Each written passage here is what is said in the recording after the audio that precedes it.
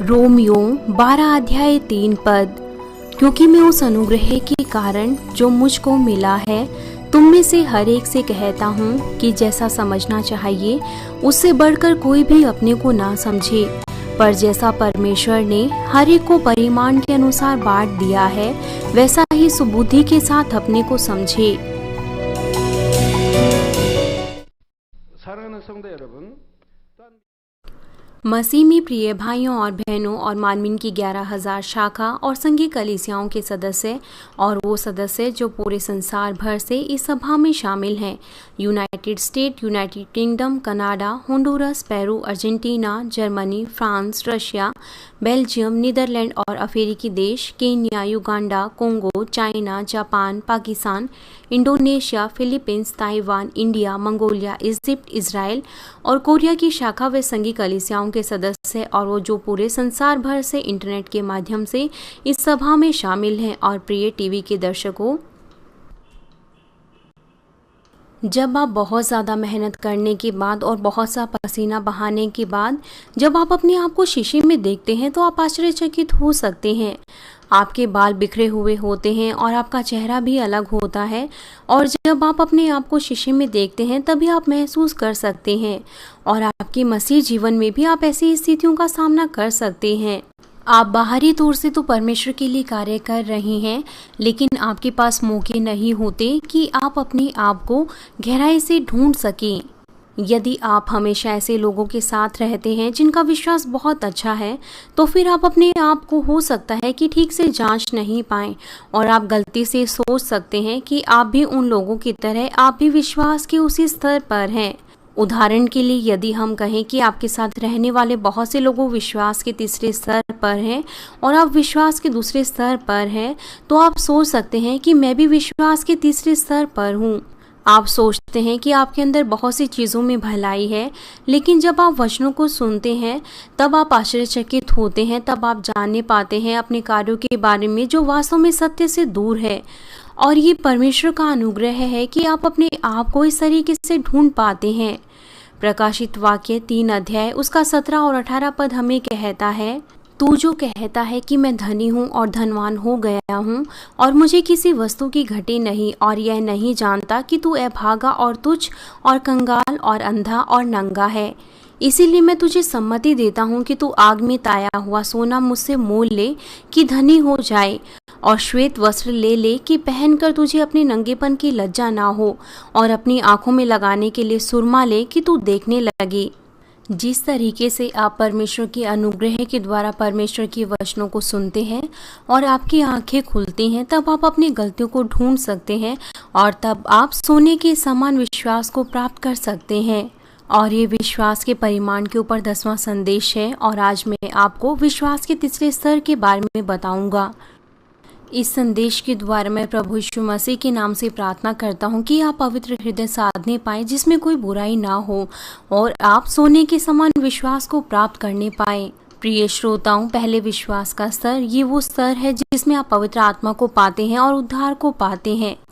दूसरे विश्वास के स्तर में आप परमेश्वर के वचनों को सुनते हैं और उनका अभ्यास करने की कोशिश करते हैं। क्योंकि आप पूरी तरीके से उनका अभ्यास नहीं करते, इसलिए कभी कभार तो आप उनका पालन करते हैं, और दूसरी तरफ आप कुछ वचनों का उल्लंघन करते हैं और आप पाप करते हैं। यदि आप तीसरे विश्वास के स्तर पर पहुंच जाएं, तो फिर आप पिता परमेश्वर के वचनों का अर्थ समझेंगे और आप विश्वास करेंगे कि आप वास्तव में उन वचनों का अभ्यास करने पाएं। इसलिए आप ऐसा नहीं कहेंगे कि परमेश्वर के वचनों का पालन करना तो मुश्किल है, या फिर मेरा मसीह जीवन मुश्किल है।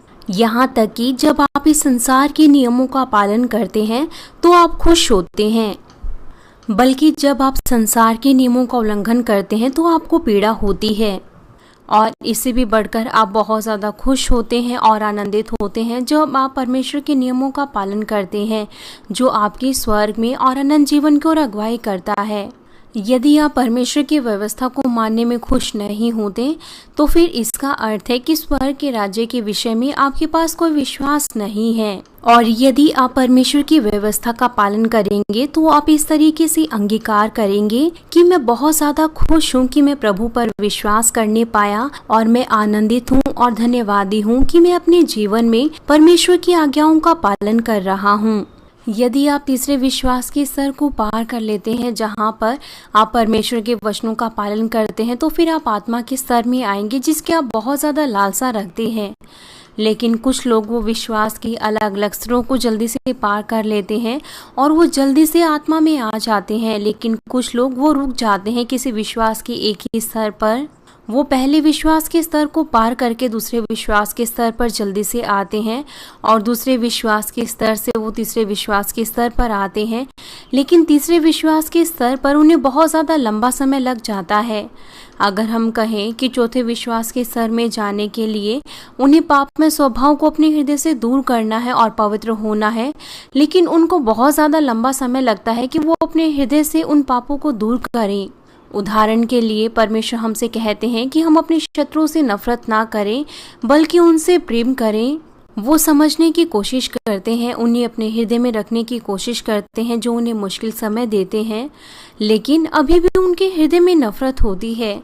वो हमेशा आनंदित होते हैं, धन्यवाद देते हैं, निरंतर प्रार्थना करते हैं, लेकिन अभी भी शिकायत की जड़ें और बदला लेने की भावनाएं अभी भी उनके हृदय से पूरी तरीके से बाहर नहीं निकली है। यहाँ पर ये जानते हुए कि उनके हृदय में पापमय स्वभाव है, वो अपने हृदय से इसे सामर्थ्य तौर से दूर नहीं करते। या तो वो सुस्त हो जाते हैं या फिर वो दुविधा में पड़ जाते हैं। उनके पास ऐसा चरित्र होता है। लेकिन कुछ लोग ऐसे होते हैं जो दूसरे पर तो दया करते हैं, लेकिन वो अपने पापमय स्वभाव को नहीं जानते जो उनके हृदय में है। अपने पापों को दूर करने के लिए सबसे पहले उन्हें पहचानना है कि किस तरीके के पाप और बुराइयां उनके हृदय में हैं। जब तक वो इन बुराइयों को नहीं पहचानेंगे तो फिर वो इन पापमय स्वभावों को अपने हृदय में ही रखेंगे। इसीलिए उनके विश्वास में उन्नति नहीं हो सकती। आजकल के दिनों में कुछ कॉलेज के विद्यार्थी वो अपने ग्रेजुएशन को पोस्टपोन कर देते हैं और अपने माता पिता के साथ रहते हैं क्योंकि नौकरी मिलना उन्हें मुश्किल है। और ये आत्मा में भी ऐसा ही है। यदि आप तीसरे विश्वास के स्तर पर आते हैं तो फिर जो जवानों का विश्वास है आपको उसमें जल्दी से बढ़ना है और आपको चौथे विश्वास के स्तर पर आना है। यदि आप ऐसा नहीं करते और आपका विश्वास बढ़ना रुक जाता है तो फिर समस्या होगी। आप पवित्र आत्मा की भरपूरी को खो देंगे और फिर आप अपने हृदय में कुछ ना कुछ है सुविधा। आप ये तो सोच सकते हैं कि आप अच्छा कर रहे हैं, लेकिन आप वास्तव में दूसरों के द्वारा नहीं पहचाने जाएंगे और आपके वचनों में आपके पास अधिकार और सामर्थ्य नहीं होगा और इसलिए आप निराश हो सकते हैं और आप पीड़ा से होकर गुजर सकते हैं। यदि आप आत्मा में आते हैं विश्वास में एक अच्छा जीवन जीते हुए, तो फिर आपका हृदय हमेशा पवित्र आत्मा की भरपूरी और अगुवाई से भरा रहेगा और आप पवित्र आत्मा की आवाज़ और अगुवाई को बिल्कुल सटीक तौर से सुनने पाएंगे। और इसके अलावा इसका प्रमाण कि परमेश्वर आपके साथ है, ये आपके जीवन के हर एक कार्यों में दिखाई देगा। और यदि ये प्रमाण आपके साथ नहीं है तो फिर कोई मायने नहीं रखता कि आप अच्छा कर रहे हैं। आपको महसूस करना चाहिए कि आपके हृदय में अभी भी बुराइयां हैं, आपको उन्हें ढूंढना है और दूर करना है। तब किस तरीके से हम तीसरे विश्वास के स्तर से चौथे विश्वास के स्तर पर आ सकते हैं बिना किसी रुकावट के? सबसे पहले आपको एक चीज़ याद रखना है कि आपको पापों के विरोध में संघर्ष करना रोकना नहीं है। पहला तिमोथी 4 अध्याय उसका 5 पद हमें बताता है, क्योंकि परमेश्वर के वचन और प्रार्थना से शुद्ध हो जाती है। कोई और आसान तरीका नहीं है पवित्र होने के लिए।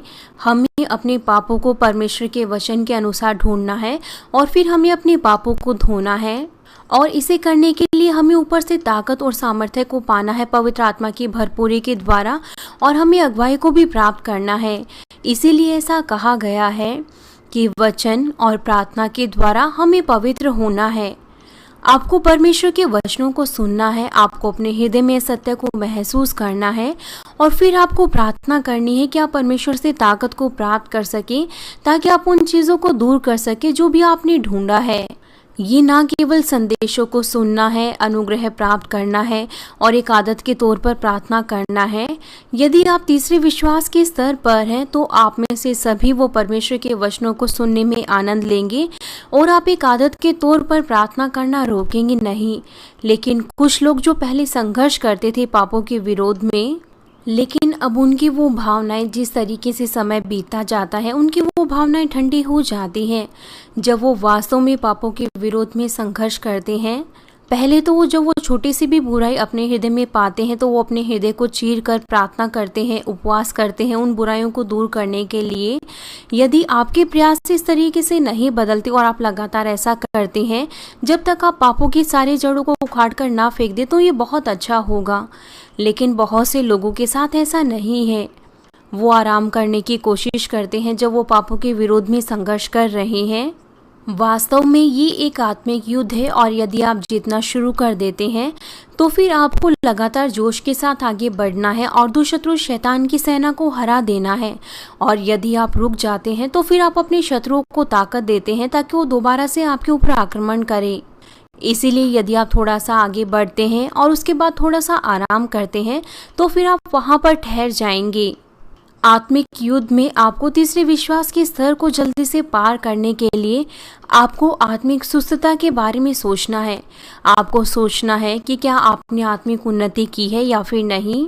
आपको पापों के विरोध में संघर्ष करना रोकना नहीं है जब तक आप पूरी तरीके से पापों की असली जड़ों को अपने हृदय से ना निकाल दे।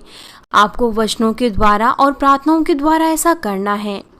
दूसरा, तीसरे विश्वास के स्तर को जल्दी से पार करने के लिए आपको अपने शारीरिक विचारों को जल्दी से दूर करना है।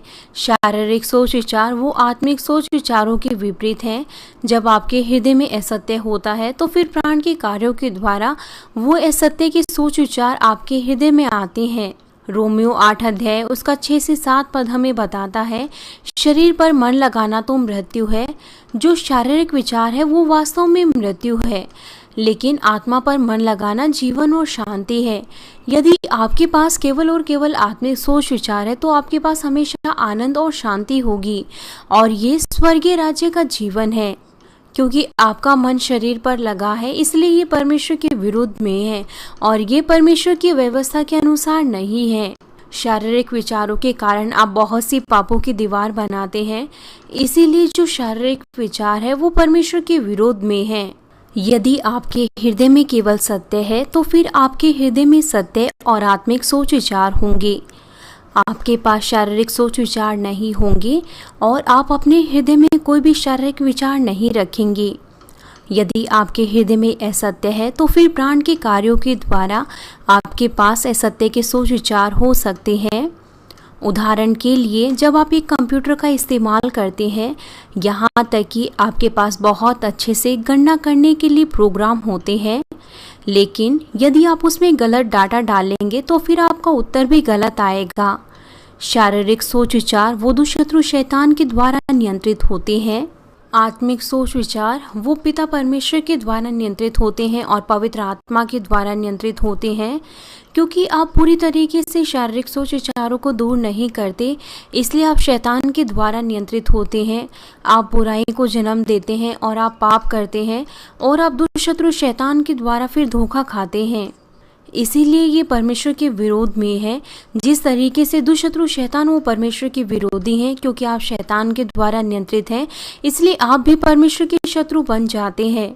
क्योंकि जब से आपने जन्म लिया है आपने बहुत सी चीज़ों को अपने हृदय में रखा, लेकिन जो भी है आपको उन्हें दूर करना है। जिनके पास शारीरिक सोच विचार होते हैं वो परमेश्वर के वचनों का पालन नहीं कर पाते। परमेश्वर कहता है कि जो दूसरों की सेवा करेगा वो बड़ा होगा और ये और ज़्यादा आशीषित है बजाय दूसरों से लेने के हम दूसरों को दें। यदि आपके हृदय में लालच और घमंड है तो फिर जब आप इन वचनों को सुनेंगे तो फिर जो असत्य, अहंकार और लालच आपके हृदय में है वो आपको पीड़ा देगा। यदि आप लगातार दूसरों को देते रहे बजाय कुछ प्राप्त करने के तो हो सकता है कि आपका नुकसान हो। लेकिन कुछ लोग सोचते हैं कि ऐसे कौन आशीषित हो सकता है जब हम दूसरों को देंगे, या फिर आप इसलिए देना चाहते हैं कि दूसरे आपको पहचाने, आप पहचान को प्राप्त करें, तो ये कितना ज़्यादा मुश्किल होगा। और यदि आपके पास सोच विचार होंगे कि यदि मैं दूसरों की सेवा करूं, हमेशा मदद करूं, ऐसे सोच विचारों के कारण आप दूसरों की सेवा नहीं कर सकते और ना ही आप दूसरों को दे सकते और आप परमेश्वर की इच्छा को भी नहीं समझ सकते और उनके वचनों का पालन नहीं कर सकते। इसलिए परमेश्वर कहते हैं कि शारीरिक सोच विचार वो परमेश्वर के विरोध में है। एक परिवार वो मेरे ऑफिस में आया और उसके पति की गवाही थी कि वो मानवीय चर्च में 1996 में या फिर 1998 में आया। मुझे ठीक तौर से तो याद नहीं है, लेकिन वो सुबह उठते ही शराब पी लेता था और यहाँ तक कि वो दिन में भी शराब पी लेता था और वो सोचता था कि वो अब शाम को भी शराब पिएगा। उसका परिवार वो बहुत ज़्यादा पीड़ा में था और यहाँ तक कि वो खाना भी नहीं खा सकता था। वो लगातार इस तरीके से शराब पीता रहता था। यदि उसके पास कुछ होता अपने बच्चों को देने के लिए तो बच्चों को देने के बजाय वो शराब खरीद लेता था। तो मैंने उससे कहा कि आप भी मेरी तरह शराब पीना पसंद करते थे जिस तरीके से मैं भी पसंद करता था। लेकिन जब वो मार्मिन कलीसिया में आया, उसने परमेश्वर के वचनों को सुना, तब उसने बदलना शुरू कर दिया। उसने उन सभी चीज़ों को दूर किया और उसने आशीषों के लिए मेरी प्रार्थनाओं को ग्रहण किया और अब वो आशीषों को प्राप्त कर रहा है। वो हर महीने $1000 अपना दशमांश देता है। इसका अर्थ है कि अब उसकी एक महीने की कमाई लगभग $10 है। और उसकी पत्नी और उसके बच्चे भी यही कहते हैं कि अब वो प्रार्थना करता है, अब वो परमेश्वर के वचनों को सुनता है और अब वो प्रार्थना करता है कि अब वो पिता परमेश्वर के सामने बोना चाहता है और वो बहुत ज़्यादा धन्यवादी है कि वो परमेश्वर को दे। अब उसका पति हमेशा सोचता है कि वो किस तरीके से और ज़्यादा कमाए और दान के कार्यों के लिए उस पैसे का इस्तेमाल करे।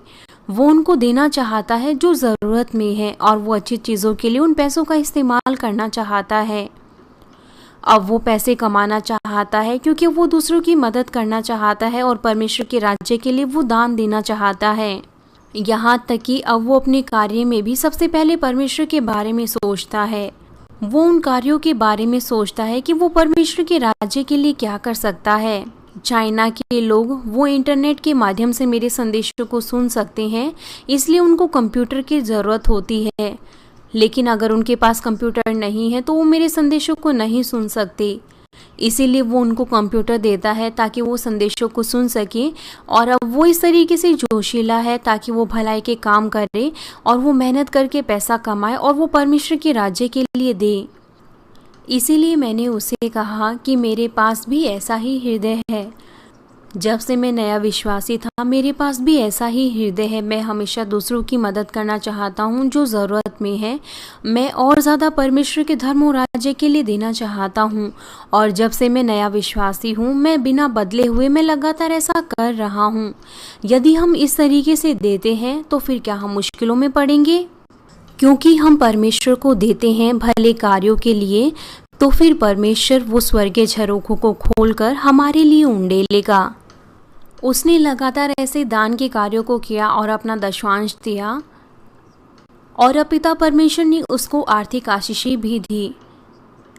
वो एक बिजनेसमैन है और बिजनेसमैन ग्रुप वो मेरे पास आया और मैंने उनके चेहरे को देखा और मैंने सोचा कि केवल 1 या 2 साल पहले वो लोग बहुत मुश्किलों में थे, लेकिन अब वो बिल्कुल अलग हैं। बहुत कम समय में ही वो इस तरीके से बदल गए हैं क्योंकि वो हमेशा परमेश्वर को देते हैं और वो आशीषों के लिए प्रार्थना को ग्रहण करते हैं।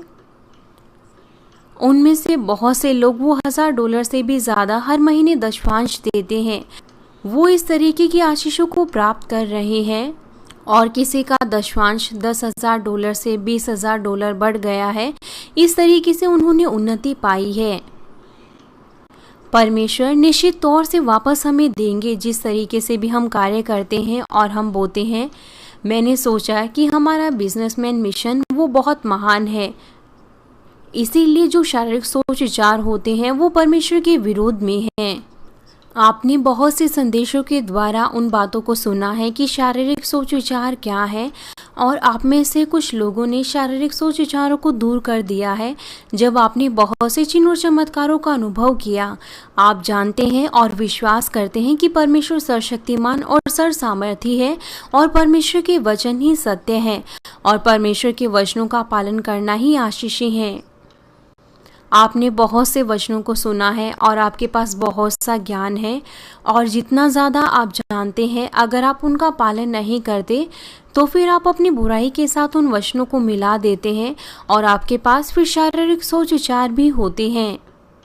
आपने जो भी परमेश्वर का वचन सुना है उससे अपनी बुराइयों को ढूंढना है, लेकिन इसके बजाय आप दूसरों का न्याय और निंदा करते हैं या फिर आप सत्य का पालन गलत तरीके से करते हैं या फिर आप अपने उन कार्यों के लिए बहाना बनाते हैं जो आपने गलत कार्य किए हैं। और इस तरीके के शारीरिक सोच विचार ये स्वयं की धार्मिकता और रूपरेखाओं के द्वारा उत्पन्न होते हैं। मैंने आपको स्वयं की धार्मिकता और रूपरेखाओं के बारे में जो स्वयं पर आधारित है मैंने आपको बताया था। इस संदेश में मैं आपको संक्षिप्त तौर से बताऊंगा कि किस तरीके से स्वयं की धार्मिकता और स्वयं पर केंद्रित रूपरेखाएं वो आपको आत्मा में आने से रोकती हैं। सबसे पहले स्वयं की धार्मिकता ये है कि आप इस बात पर जोर देते हैं कि आप ही सही हैं, और जिनके पास कड़ी स्वयं की धार्मिकता होती है वो कहते हैं कि दूसरे लोग वो इस धार्मिकता का अनुसरण करें और वो दूसरों को भी मुश्किल समय देते हैं। उदाहरण के लिए एक व्यक्ति वो परमेश्वर से प्रेम करता है, इसलिए वो भेड़ों की देखरेख करने की कोशिश करता है और वो परमेश्वर के राज्य के लिए विश्वास योग्य है। लेकिन दूसरा व्यक्ति ऐसा है जो दूसरों की देखरेख अच्छे से नहीं कर सकता, लेकिन जिसकी स्वयं की धार्मिकता कड़ी है वो इस तरीके से सोचेगा कि एक व्यक्ति जिसने अनुग्रह पाया है उसे सुस्त नहीं होना चाहिए, और वो फिर उस व्यक्ति को सिखाने की कोशिश करेगा। इसीलिए वो उस व्यक्ति के पास जाएगा और उसकी कमियों के बारे में कहेगा कि कैसे आप परमेश्वर के कार्यकर्ता होने के नाते ऐसे सुस्त हो सकते हैं, क्या आपको शर्मिंदगी महसूस नहीं होती परमेश्वर के सामने। या फिर जब बहुत से लोग इकट्ठा होंगे तो फिर वो कहेगा कि मैंने किसी को देखा है जो मेरे बहुत ज़्यादा करीब है, वो बहुत सुस्त है, हमें उसके जैसा नहीं बनना चाहिए। यहाँ पर वो उस व्यक्ति का न्याय करते हुए उसके बारे में कह रहा है, ताकि वो व्यक्ति वो भी सुन सके जिसके बारे में वो कह रहा है, और फिर दूसरे लोग वो आसानी से बता सके कि किसके बारे में बात कर रहा है। यहाँ पर वो दूसरों की गलतियों को दर्शा रहा है और वो दूसरों को बता रहा है उस गलतियों के बारे में, ताकि वो व्यक्ति वो उस बात को सुने जो उसके आसपास है और वो आसानी से बता सके कि वो व्यक्ति कौन है। निश्चित तौर से हमें परमेश्वर के कार्यों में विश्वास योग्य होना चाहिए, और यदि वो व्यक्ति जो उसने कहा है वो उसके द्वारा अनुग्रह पा सके और पश्चाताप कर सके तो ये अच्छा होगा। लेकिन इसके बजाय वो व्यक्ति उसके वचनों को अनुग्रह के तौर पर नहीं लेगा और उसके पास नकारात्मक सोच विचार होंगे, ये सोचते हुए कि वो मुझे मुश्किल समय दे रहा है। वो इस तरीके से सोचेगा और वो परमेश्वर के उस अनुग्रह को भी खो देगा जो उसके पास है, और वो सोचेगा कि किस तरीके से इतने सारे लोगों के सामने वो मेरा अनादर कर सकता है। यदि हम ऊपर से बुद्धि को प्राप्त करें ऐसे हृदय के साथ जो पवित्रीकरण की लालसा रखता है, तो फिर हम एक अच्छे रास्तों को ढूंढ सकते हैं ताकि हम दूसरों के हृदय को पिघला सकें जब हम उनको सलाह देते हैं। वो जिनके पास कड़ी स्वयं की धार्मिकता होती है वो सोचते हैं कि वो तो ठीक है, यहाँ तक कि उसके कार्य वो परमेश्वर की नज़र में ठीक नहीं है क्योंकि वो दूसरों को निराश कर रहा है, लेकिन तब भी वो सोचता है कि वो तो ठीक है, दूसरे व्यक्ति में ही बुराई है। साधारण तौर से वो उन वचनों के बारे में सोचता है जो उसने बोले हैं और वो सोचता है कि वो तो सही है, लेकिन वो ये महसूस नहीं करता कि जिस तरीके से उसने कहा वो तरीका गलत था। यहाँ तक कि वो परमेश्वर के उन वचनों को सुने जो परमेश्वर हमसे कहते हैं कि हम दूसरों के साथ मेल मिलाप करें, शांति बनाकर रखें, न्याय ना करें, लेकिन वो व्यक्ति सोचता है मैं तो परमेश्वर से प्रेम करता हूँ, मैं विश्वास योग्य हूँ, मैं दूसरों से प्रेम करता हूँ, इसलिए मैं दूसरों को सलाह देता हूँ, और वो सोचता है कि ये ठीक है और यही स्वयं की धार्मिकता है। और इसी के कारण आप अपनी बुराई को नहीं ढूंढ पाते जो आपके हृदय में है, और आप पवित्रीकरण की ओर नहीं बढ़ पाते। और इसके अलावा आप सोचते हैं कि आप तो ठीक हैं, आप भले हैं, लेकिन जब दूसरे आपको देखते हैं तो आप दूसरों को मुश्किल समय दे रहे हैं और वो फिर आपको अनदेखा करते हैं। अगला, स्वयं पर केंद्रित रूपरेखाएं जो कि उसके द्वारा उत्पन्न होते हैं। आप सत्य को दर्शाते हैं कि आप तो ठीक हैं और आपके सोच विचार ही ठीक हैं। ये वचनों की रूपरेखाओं के बारे में नहीं है। वो जो तीसरे विश्वास के स्तर पर हैं या विश्वास की चट्टान पर हैं, उनके पास सांसारिक रूपरेखाएं नहीं हैं, उनके पास नई रूपरेखाएं होती हैं जो सत्य में बनती हैं। जब आप अपने मसीह जीवन में एक अपनी अच्छी कोशिश करते हैं, उदाहरण के लिए जब आप अपनी बेहतर कोशिश करते हैं अपने मसीह जीवन में, जब आप कलीसिया में आना शुरू करते हैं, तब आपके माता पिता या पति ऐसा महसूस कर सकते हैं कि आप तो केवल परमेश्वर से प्रेम करते हैं और आप अपने परिवार से दूर हो रहे हैं। ऐसे समय में जब आप परमेश्वर के राज्य के लिए विश्वास योग्य रहते हैं, उसी समय आपको अपने परिवार के लोगों के हृदय के बारे में भी सोचना है। आपको उनकी सेवा करनी है, उनके हृदय को प्रभावित करना है। यदि उनके अंदर स्वयं पर केंद्रित मन है तो फिर वो अपने माता पिता को ये कहते हुए निराश करेंगे कि वो अपने माता पिता को आत्मिक तौर से उनके साथ व्यवहार कर रहे हैं। संदेशों को सुनते हुए जो हमें बताते हैं कि हमें सांसारिक अभिलाषा और इच्छाओं को दूर करना है और आत्मिक प्रेम को साधना है। जब आप अपने परिवार के उद्धार के लिए प्रार्थना करते हैं तो आपको सबसे पहले परमेश्वर को प्रसन्न करना है, ताकि परमेश्वर आपके द्वारा प्रभावित हो और आपके लिए कार्य करे। आप अपनी ही रूपरेखाएं बना लेते हैं और फिर आप सत्य को गलत तरीके से इस्तेमाल करते हैं। उदाहरण के लिए, आप अपने माता पिता का आदर नहीं करते, लेकिन आप कहते हैं कि परमेश्वर आपके माता पिता से बढ़कर है। कृपया करके तुम मुझसे शारीरिक प्रेम ना रखो। और आप अपने माता पिता के जन्मदिन पर आप एक ऐसा उपहार उन्हें नहीं देते जो उनके हृदय को प्रभावित कर सके।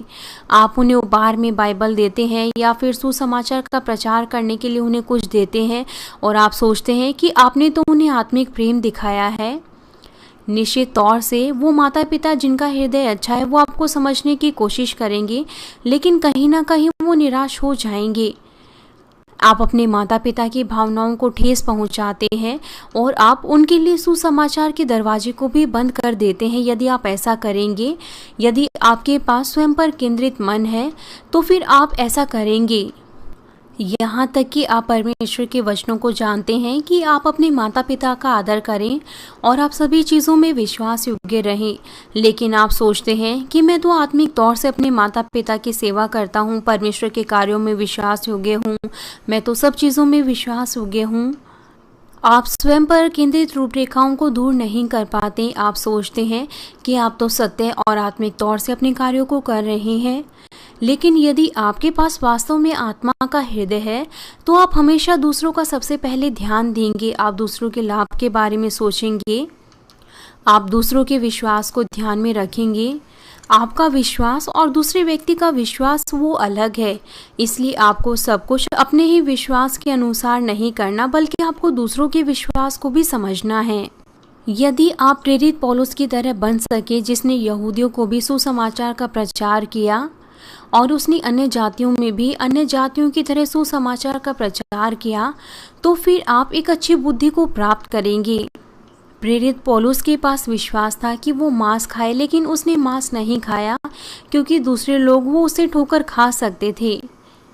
इसलिए प्रेरित पौलुस ने कहा कि उसने अपने पूरे जीवन भर उसने मांस नहीं खाया। कुछ विश्वासी जब वो रेस्टोरेंट में खाते हैं तो फिर वो ऊंची आवाज़ के साथ प्रार्थना करते हैं, लेकिन उनको वहाँ पर थोड़ा सा धीरे आवाज़ में प्रार्थना करनी चाहिए। यदि वहाँ पर सारे लोग विश्वासी हैं तो फिर वो उस अनुग्रह को बांट सकते हैं और ऊंची आवाज़ में प्रार्थना कर सकते हैं, लेकिन वहाँ पर सारे के सारे लोग विश्वासी नहीं होते। जिनके पास स्वयं पर केंद्रित रूपरेखाएं होती हैं वो अपनी ही बात पर जोर देते हैं और वो सोचते हैं कि वो ही ठीक हैं, इसलिए वो यहाँ और वहाँ शांति को भंग करते हैं और ऐसा करने से दूसरे लोग भी उसे कहते हैं कि ये तो स्वयं पर केंद्रित है और इसका मन सकरा है। लेकिन वो व्यक्ति वो कहता है कि मैं तो शांति को भंग नहीं कर रहा, मैं तो सत्य को मान रहा हूँ। इसीलिए वो अपनी गलतियों को महसूस नहीं कर पाते और उनके विश्वास में उन्नति भी रुक जाती है। हमारे कुछ सदस्यों ने मुझसे कहा कि मैं उनकी गलतियों को दर्शाऊं ताकि वो दोबारा से ऐसा ना करें। उस समय मैं केवल उनके सामने मुस्कुराया कि मैंने आपको बहुत सी चीज़ें अपने संदेशों के द्वारा बताई हैं और मैंने संदेशों के द्वारा बहुत सी चीज़ों को दर्शाया है। यदि वो आत्मा में होते तो फिर कुछ भी ऐसा नहीं होता कि दर्शाना पड़ता। यदि वो आत्मा में नहीं है या वो पहले दूसरे या तीसरे विश्वास के स्तर पर है तो फिर दर्शाने के लिए बहुत सी चीज़ें होती हैं।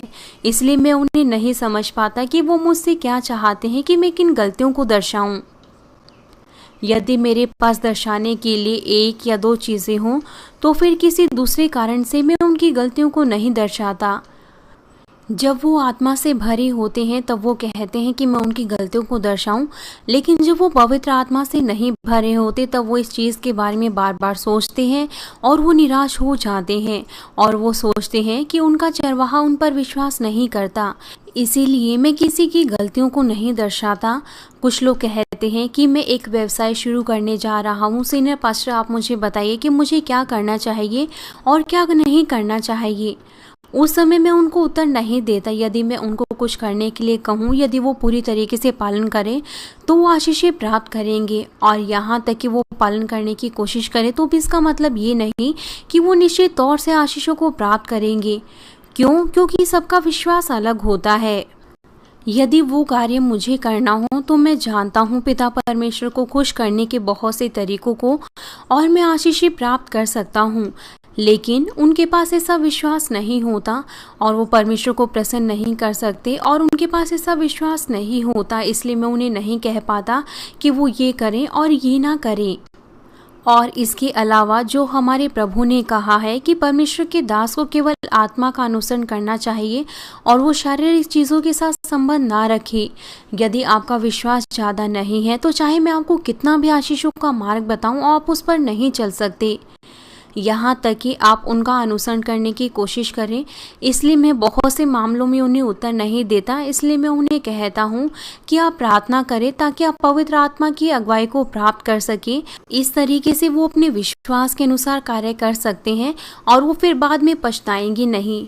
यहाँ तक कि मैं उन्हें बहुत सी बातों को बताऊं, लेकिन उनके पास ऐसा विश्वास नहीं होता, और यदि वो आशीषों को प्राप्त ना करे तो फिर वो कहेंगे कि सीनियर पास्टर ने तो कहा था कि आशीषों का मार्ग है, लेकिन मुझे आशीषें क्यों नहीं मिली। और फिर वो इस तरीके से परमेश्वर के विरोध में पापों की दीवारों को खड़ा करेंगे। इसलिए मैं इन सब चीज़ों का ध्यान रखता हूँ। प्रिय श्रोताओं, स्वयं की धार्मिकता और स्वयं पर केंद्रित मन ये एक समान लग सकते हैं, लेकिन ये बिल्कुल अलग अलग हैं। कुछ लोगों के पास कड़ी रूपरेखाएं हो सकती हैं, लेकिन वो उन रूपरेखाओं में नहीं रहते और दूसरों को मुश्किल समय नहीं देते, और वो रूपरेखाएं जल्दी से टूटती नहीं, यहाँ तक कि वो स्वयं की धार्मिकता को दूसरों पर लागू नहीं करते। दूसरे मामले में कुछ ऐसे लोग हो सकते हैं जिनके पास कड़ी रूपरेखाएं होती हैं और वो उन्हीं के अनुसार कार्य करते हैं, और उसी समय वो दूसरों पर दबाव डालते हैं ताकि वो भी ऐसे ही कार्य करें। यदि वो ऐसा नहीं करते तो फिर वो शिकायत करते हैं और उन्हें मुश्किल समय देते हैं। अपने पूर्वजों की परंपराएं ये स्वयं की रूपरेखाएं हो सकती हैं, ये परमेश्वर के वचनों के अनुसार नहीं है। और दूसरे बहुत से पंथ भी वो अपनी बहुत सी परंपराएं बना रहे हैं। उदाहरण के लिए हमारे प्रभु ने सबत के दिन भले कार्य किए, उसने बीमारों को चंगा किया, लेकिन उन्होंने अपनी ही रूपरेखाओं के कारण यीशु की निंदा की कि वो सबत के दिन को उल्लंघन कर रहा है। इस तरीके से स्वयं पर केंद्रित रूपरेखाएं वो गलत हो सकती हैं, लेकिन वो सोचते हैं कि वो तो ठीक है और वो अपनी ही राय को दूसरों पर थोपते हैं। और ये आपकी दिनचर्या में भी ऐसा ही है। जो सोचते हैं कि वो सत्य को जानते हैं और वो रूपरेखाओं को जानते हैं और वो दूसरों पर थोपते हैं। ये ऐसा मामला है जिनके पास कड़ी स्वयं की धार्मिकता और रूपरेखाएं होती हैं। लेकिन जो भी हैं स्वयं पर केंद्रित रूपरेखाएं और स्वयं की धार्मिकता, ये उनके स्वयं के सत्य के द्वारा बनती हैं। मैं आशा करता हूँ कि आप इस संदेश को अपने मन में रखेंगे, और जब आप इन सभी शारीरिक सोच विचारों को दूर करेंगे जो आपकी स्वयं की धार्मिकता और स्वयं पर केंद्रित रूपरेखाओं के कारण आती हैं, तो फिर आप आत्मा में जा सकते हैं। यदि आप और ज़्यादा गहराई से आत्मा में जाएं और आप अपने विश्वास में बढ़े, तो आप वचनों का पालन करेंगे और उनका अभ्यास करेंगे, और फिर आप आत्मा में आएंगे, और फिर आप सत्य के द्वारा कोई भी रूपरेखाएं नहीं बनाएंगे।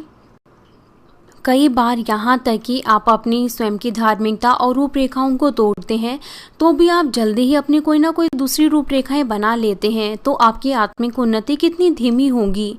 यहाँ तक कि वो मेहनत करके परमेश्वर के लिए कार्य कर रही हैं, तो भी वो बहुत लंबे समय तक आत्मा में नहीं जाते। यहाँ पर एक अनुग्रहकारी गवाही है, मैं आपके लिए उसे पढ़ता हूँ, और कृपया करके आप आश्चर्यचकित ना हो जब तक यह खत्म नहीं होती। प्रिय सीनियर पास्टर, मैं मयंगो खो हूँ जो कि इंचौन में रहता हूँ, और मैं मार्मिन के सदस्यों में सबसे ज़्यादा पापी हूँ। मैं अपनी छोटी सी गवाही आपको देना चाहता हूँ। मैं पिता परमेश्वर को धन्यवाद देता हूँ जिसने मेरी मार्मिन कलीसिया में अगुवाई की, और मैं सीनियर पास्टर को धन्यवाद देता हूँ जो मेरी यरूशलेम की ओर अगुवाई कर रही हैं वचनों और प्रार्थनाओं के द्वारा। जब मैं 12 साल का था मैं प्रभु को जानने पाया और मैं संडे स्कूल में आया और मैं कलीसिया को बहुत ज़्यादा प्रेम करता था और अपने संडे स्कूल के अध्यापक को भी मैं बहुत ज़्यादा प्रेम करता था। और कभी कभार मैं कलीसिया में ही सो जाता था और उसके बाद मैं स्कूल जाता था। और एक संडे स्कूल टीचर ने मुझे कहा कि हमें अपने सभी घरानों में विश्वास योग्य रहना है। मैं कलीसिया को अपने घर से बढ़कर पसंद करता था और मैं अपने संडे स्कूल टीचर को भी पसंद करता था। एक मनुष्य को सभी चीज़ों में विश्वास योग्य रहना चाहिए अपने सभी घरानों में, और मैं भी ऐसा मनुष्य बनना चाहता था। जब मैं 17 वर्ष का था तब मेरी स्थितियों के कारण और मेरे परिवार की सताओं के कारण मुझे अपना घर छोड़ना पड़ा। मुझ पर सताव होता था क्योंकि मैं कलीसिया में सो जाता था, इसलिए उसके माता पिता भी उसे पसंद नहीं करते थे। मेरे ऊपर सताव होने के कारण मैंने परमेश्वर के बारे में और चर्च के बारे में मैं लगभग 1 महीने तक सब कुछ भूल गया और मैं संसार में पड़ गया। और मैं एक स्त्री को मैंने जाना और मेरे हृदय में व्यभिचारी मन था, और उस समय मेरे जीवन में बहुत ज़्यादा हैरान करने वाला अनुभव था। उसने कहा कि उसने वास्तव में व्यभिचार नहीं किया, लेकिन उसके अंदर व्यभिचारी मन था। परमेश्वर ने मुझे नरक की आग को दिखाया और मुझसे कहा कि मैं जल्द ही उस नरक की आग में हमेशा के लिए गिर जाऊंगा। मैं बहुत ज़्यादा डर गया और मैंने अपने हृदय में बहुत ज़्यादा पीड़ा महसूस की और दर्द के कारण मैं रोने लगा। यदि मैं पहले ही अपने मार्गों से फिर जाता तो फिर मुझे वहाँ जाने की ज़रूरत नहीं होती। चाहे अब मैं यहाँ पर कितना भी कर रहा हूँ, इसका कोई लाभ नहीं है। ये तो बहुत ज़्यादा बड़ी आग की झील है और ये बहुत ज़्यादा गर्म है और उसमें लगातार आग जल रही है, और अब मैं नहीं जानता कि अब मैं क्या करूँ। मैं बहुत ज़्यादा पीड़ा में था और मैं अपने हाथों को पीटता हुआ चिल्लाने लगा, लेकिन मैं वहाँ से बाहर नहीं आया। मैंने सोचा कि अब तो इसका अंत होगा और मैंने कहा कि पिता परमेश्वर मुझे एक बार बचा लीजिए, लेकिन वहाँ जाने के बाद क्षमा नहीं मिल सकती। मैं लगातार इस तरीके से रोता रहा। सीनियर पास्टर, मैं आपको शब्दों के द्वारा नहीं बता सकता कि मैंने किस तरीके की पीड़ा देखी। सच में वो जगह बहुत ज़्यादा दर्दनाक है। मैं कुछ लोगों को पकड़कर बाहर निकलना चाहता था, लेकिन मैं कुछ नहीं कर पाया। मैं केवल और केवल जल रहा था और ऐसे दर्द भरे हृदय के साथ मैं करा रहा था। वहाँ से कोई नहीं बचा सकता और मेरे पूरे शरीर की ताकत खत्म हो गई और मैं दोबारा से उस झील में गिर गया और मैं बहुत ज़्यादा पछता रहा था और मैं चिल्ला रहा था कि मुझे इस आग से बचा लीजिए, कोई तो मुझे इस आग से बचा लीजिए। तब मैं तुरंत जागने पाया और मैंने उठकर परमेश्वर को धन्यवाद दिया और मैं तुरंत ही चर्च आया और मैंने निर्णय लिया कि यदि कोई स्त्री भी मेरे सामने आए तो फिर मैं ज़मीन की ओर देखूंगा या फिर मैं किसी और दूसरी जगह देखूंगा। उस सपने के द्वारा महसूस किया कि सचमुच में नरक की आग कितनी भयानक है। प्रिय सीनियर पास्टर, सचमुच में हम बहुत ज़्यादा आशीषित हैं और परमेश्वर ने मुझे दिखाया कि जब मेरे अंदर व्यभिचारी मन था तो मैं नरक की ओर जा रहा हूँ, और यदि मैं शरीर के कार्यों को करूँ तो मैं कैसे बचाया जाऊँगा। पहले मैं सोचता था कि यदि हम इस पृथ्वी पर चाहे कुछ करें तो भी हम नरक में नहीं जाएंगे। यदि आप में से कोई भी उस नरक की आग को अनुभव करता है या फिर उसको महसूस करता है, यहाँ तक कि बहुत सुंदर स्त्री उसके सामने आए तो भी वो धोखा नहीं खाएगा यदि वो सचमुच में स्वर्ग और नरक पर भरोसा करता है। सीनियर पास्टर, आप मेरे चरवाहे हैं। यदि आप इन बातों को जानेंगे तो आपको कितना दर्द होगा। प्रिय सीनियर पास्टर, मैं बहुत ज़्यादा क्षमा महसूस कर रहा हूँ। कृपया करके मुझे क्षमा कीजिए कि मैंने ऐसा किया। और उस समय व्यभिचार ना करने के लिए जब मैं 22 वर्ष का था तो मैंने विवाह कर लिया। अब हमारे पास एक बेटा और 4 बेटियां हैं। हमने उसकी अगुवाई चरवाहे के वचनों में की है और 3 बेटियों ने मानवीय कलीसिया के पास्टर्स के साथ विवाह किया और वो परमेश्वर के राज्य के लिए विश्वास योग्य होकर कार्य कर रहे हैं। और मेरा बेटा बुसान मानवीय चर्च में असिस्टेंट पास्टर है और जब मैंने अपने बच्चों को बड़ा किया, हमारे घर में आराधना सभाएं होती थी और मैंने हर समय नरक पर उन्हें बताया जो कुछ भी मैंने अनुभव किया था। और जब तक मेरे बच्चे वो प्राथमिक विद्यालय में थे, वो एक भी बुरे शब्दों को नहीं जानते थे, वो केवल और केवल प्रभु के अनुग्रह को जानते थे। सीनियर पास्टर, हम आपका धन्यवाद करते हैं कि आपने परमेश्वर के हृदय को प्रभावित किया ताकि वो हमें क्षमा करने का अनुग्रह दे सके। और ये हमारे लिए बहुत ज़्यादा अनुग्रह की बात है। आपकी प्रार्थनाओं के बिना पापी होने के कारण हमें नरक में गिरना था। हम बहुत ज़्यादा आशीषित हैं कि हम आपसे मिले, और स्वर्ग के राज्य में भी मैं आपको हमेशा धन्यवाद दूंगा, क्योंकि मैं तो सब पापियों से भी बढ़कर पापी था। यदि आप पहले दूसरे विश्वास के स्तर को पार करते हैं, तब आप शारीरिक कार्यों को दूर करेंगे, और इस तरीके से जब आप तीसरे विश्वास के स्तर में आएंगे, और यदि आप शारीरिक कार्यों को करते हैं, तब हम ये नहीं कह सकते कि आप तीसरे विश्वास के स्तर पर हैं। तीसरे विश्वास के स्तर पर आप लगातार शारीरिक चीज़ों को दूर करते हैं, और उनमें से एक चीज़ है व्यभिचारी मन। आपके पास व्यभिचारी मन हो सकता है जब आप किसी स्त्री की ओर देखते हैं, और हमारे प्रभु ने कहा यदि आप ऐसा करते हैं तो आप पहले से ही व्यभिचार कर चुके हैं, और आपको आत्मा में जाने के लिए इस व्यभिचार को अपने हृदय से भी दूर करना है। यदि आप अपने हृदय में व्यभिचार करते हुए नरक में गिर जाएं तो फिर क्या होगा? लेकिन क्यों परमेश्वर ने हमें इस डीकन के बारे में बताया कि जब उसने अपने हृदय में व्यभिचार किया तो वो नरक में गिर सकता था, क्योंकि वो परमेश्वर से प्रेम करता था और वो कुछ समय के लिए पापों में गिर गया था और वो परमेश्वर से दूर हो गया था। अगर परमेश्वर उसको ऐसे ही छोड़ देते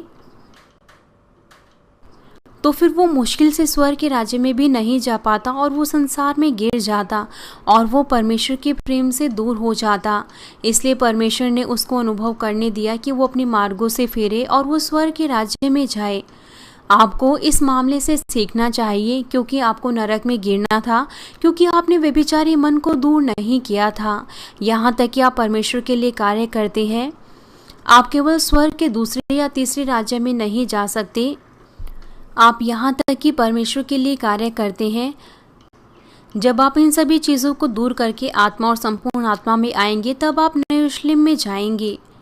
यदि आप पहले और दूसरे विश्वास के स्तर को पार करके तीसरे विश्वास के स्तर पर आते हैं और आप शारीरिक कार्यों को करते हैं, तो फिर परमेश्वर वो आपसे बहुत ज़्यादा नफरत करेंगे और आप उद्धार से भी दूर हो जाएंगे, क्योंकि आप जानते हुए भी पाप करते हैं।